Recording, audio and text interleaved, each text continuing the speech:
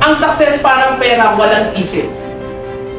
Yung iba, sabi nila, gusto kong yumaman, gusto kong maging successful, pero hindi mo naman pinupuntahan yung success.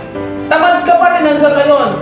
Minsan nagbabakasakali ka, naghihintay ka ng milagro. Yung pagtatagumpay pumunta sa iyo, hindi mo mangyayari yun because it is always one way.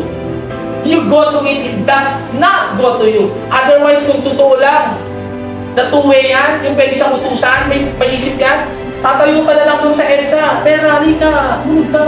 Pero wala pong ganun. Sa success, sa pera, ikaw ang pupunta sa kanya. Hindi siya ang pupunta sa iyo. Dapat malinaw sa iyo. Malinaw sa iyo that success is one way.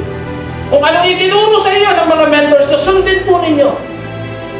Because it's one way. Wala namang kasing isip yan.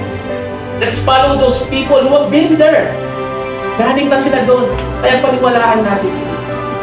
Sila ang magtuturo sa atin ng daan papuntang tagumpay.